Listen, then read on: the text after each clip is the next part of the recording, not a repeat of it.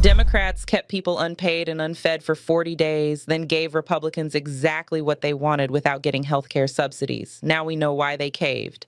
Assalamu alaikum, it's Sista Samilah. And today we need to talk about something that should make every single Democrat who has been faithfully supporting this party sit up and pay attention. For 40 days, the government was shut down. For 40 days, federal workers went without paychecks. For 40 days, millions of Americans waited for SNAP benefits, for food assistance, for the basic necessities they need to survive. And Democrats, the party that claims to represent working people, kept voting no on funding bills because they said they were fighting for healthcare subsidies. They said they were standing firm, that they would not cave, that this was about principles and protecting 20 million Americans from massive premium increases. And then on day 40, 8 Democrats crossed party lines and voted with Republicans to end the shutdown without any guarantee that those healthcare subsidies would be extended. They gave Republicans exactly what they wanted. And the question we need to be asking is, why now? What changed? The 8 Democrats who voted with Republicans were Dick Durbin of Illinois, Jan Shaheen and Maggie Hassan of New Hampshire, Tim Kaine of Virginia, Angus King of Maine, John Fetterman of Pennsylvania, and Catherine Cortez Masto and Jackie Rosen of Nevada. Democrats had voted 14 times against short-term spending measures in their fight to preserve health care subsidies. But as the pain of the shutdown continued, some agreed to more modest changes. The deal they accepted? A promise of a vote on health care subsidies in December. Not an extension, not a guarantee, just a vote.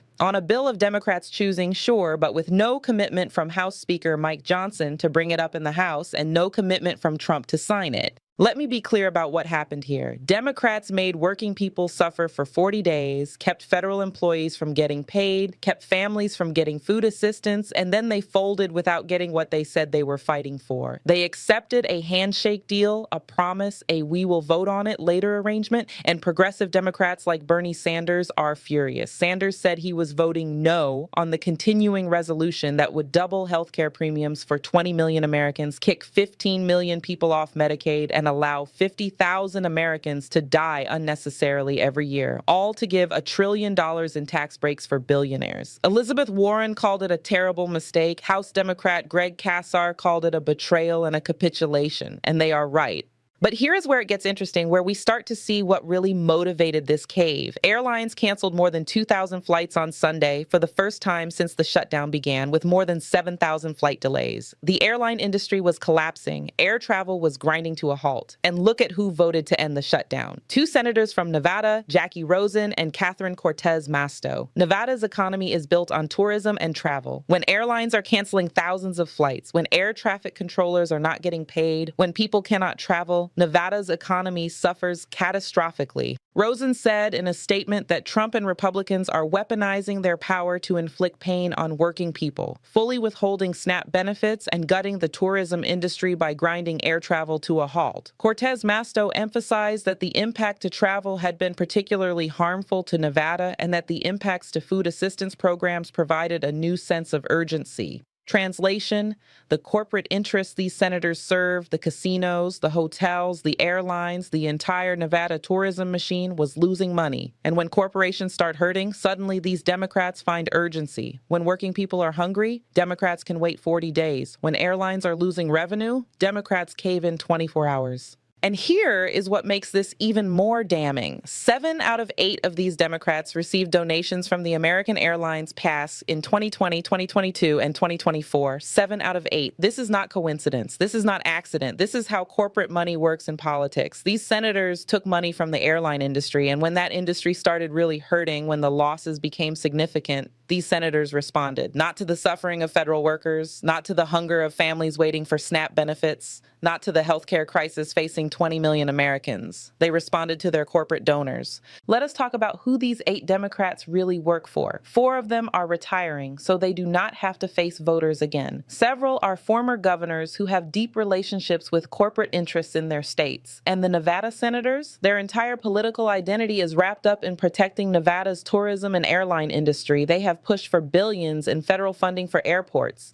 They have advocated for airline industry support, and when that industry started to really hurt from the shutdown, they folded. This is not speculation. This is what they said openly. Rosen specifically cited gutting the tourism industry and grinding air travel to a halt as reasons for her vote. These senators are telling you directly that corporate pressure worked where human suffering did not. 40 days of federal workers going without pay was not enough. 40 days of families struggling to feed their children was not enough. But a few days of serious airline industry losses after years of taking money from airline PACs, that was the breaking point. And let us be honest about what this says about the Democratic Party in 2025. Democrats position this shutdown as a fight for healthcare, as standing up for working families, as refusing to let Republicans hurt 20 million Americans. Democrats went all in on their fight to preserve the subsidies, withholding votes 14 times for Republican-backed short-term spending measures, even as shutdown pain ratcheted up with flight cancellations, delayed SNAP benefits, and missed paychecks. They made working people endure real material suffering,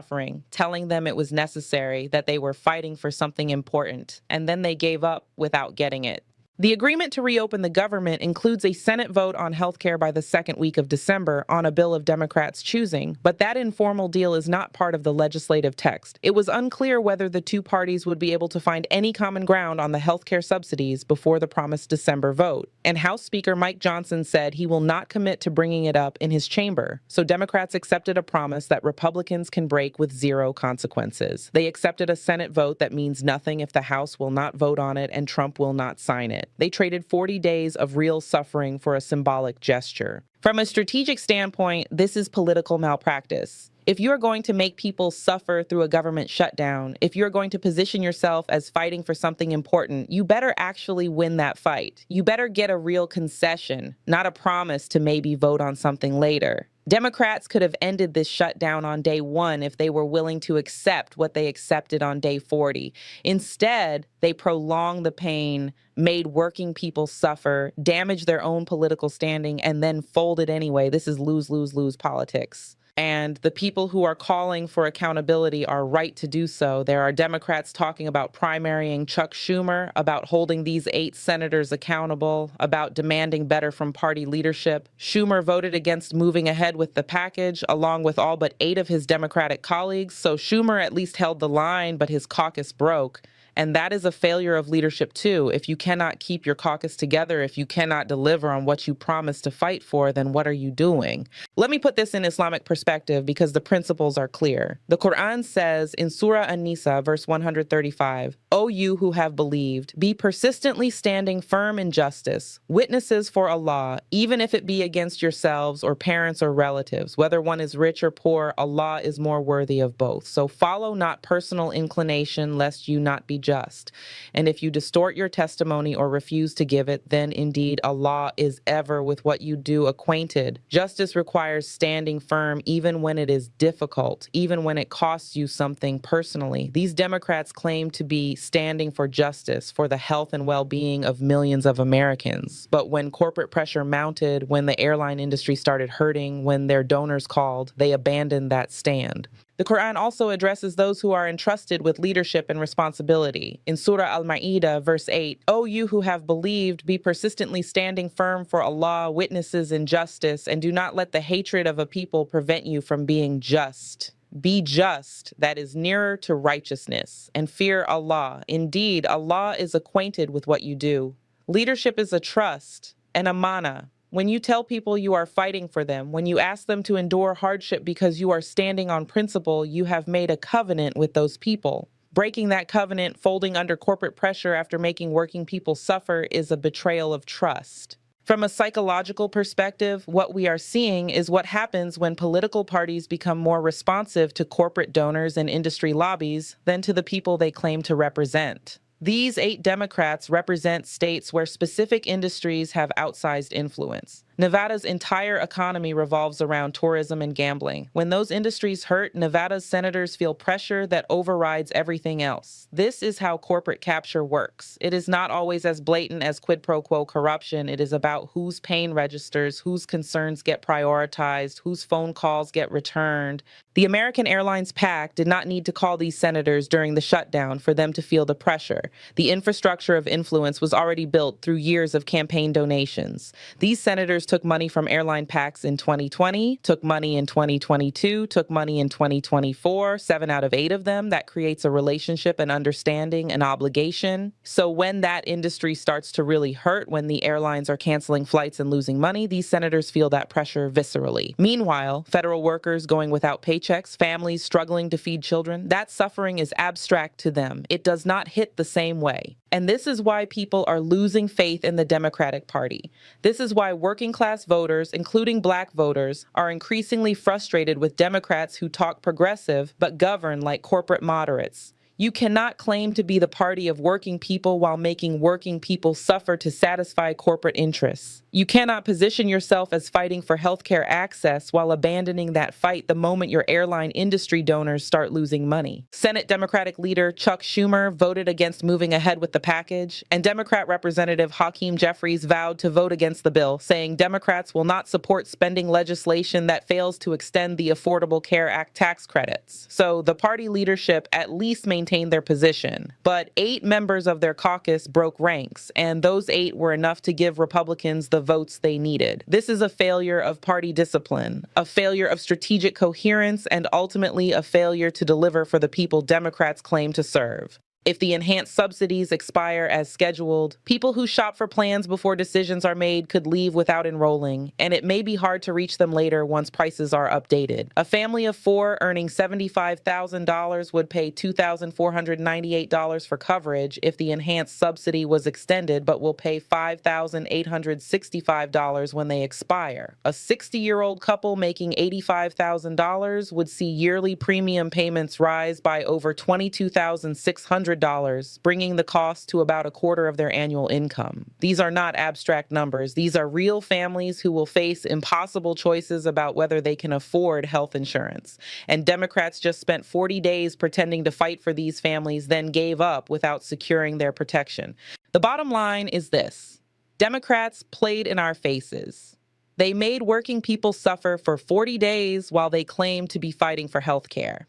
Then, when corporate interests started really hurting, when their airline industry donors felt the pain, they folded without getting what they said they were fighting for. They accepted a promise of a future vote instead of a guarantee of extended subsidies. They prioritized airline industry profits over working people's health care. And now they expect us to believe they are still the party of working families? If Democrats had simply voted to reopen the government on day 1, federal workers would have been paid, SNAP benefits would have flowed, and families would not have suffered. If they were going to cave on day 40, they should have caved on day 1. Instead, they prolonged the pain for political theater, then abandoned the fight anyway. This is not leadership. This is cowardice dressed up as strategy. This is corporate influence dressed up as principle. And the people calling for primaries, for accountability, for a reckoning within the Democratic Party, they are absolutely right. Schumer needs to answer for why his caucus broke. These 8 senators need to answer to their constituents about why corporate pressure worked where human suffering did not. They need to explain why airline PAC money mattered more than hungry families. The party as a whole needs to confront the fact that it has become more responsive to industry lobbies than to working people. Democrats cannot keep operating this way and expect to maintain support. You cannot keep asking working people to trust you while you repeatedly show them that when it matters, when there is real pressure, you fold.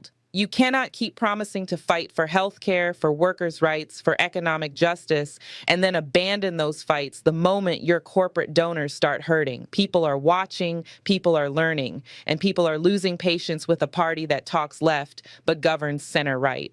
The Quran says in Surah As-Saf, verses 2 and 3, "O you who have believed, why do you say what you do not do? Great is hatred in the sight of Allah that you say what you do not do. If you say you are fighting for working people, then fight. If you say healthcare is non-negotiable, then do not negotiate it away. If you say you will stand firm, then stand firm. Do not make people suffer and then cave anyway. Do not claim moral high ground you are unwilling to actually hold. Do not take money from corporations and then pretend you serve the people." Democrats kept the government closed for for 40 days. They kept people unpaid. They kept people unfed. And then they gave Republicans what they wanted without getting health care subsidies guaranteed. They did it because airlines started hurting, because corporate interests in Nevada and other states applied pressure, because 7 out of 8 of them had taken money from the American Airlines PAC and felt obligated to respond when their donors called. When it came down to it, these senators serve capital before they serve people. That is the truth. That is what happened. And that is why people are angry, why they are talking about primaries, why they are demanding accountability. Because we deserved better. Working people deserve better. Federal employees who went 40 days without pay deserve better. Families waiting for SNAP benefits deserve better. The 20 million Americans facing massive healthcare premium increases deserved better. And Democrats need to do better or get out of the way for people who will actually fight. People who will not take corporate PAC money. People who will not fold when their donors call. People who understand that leadership means standing firm even when it costs you something. People who remember that you work for the people, not for American Airlines.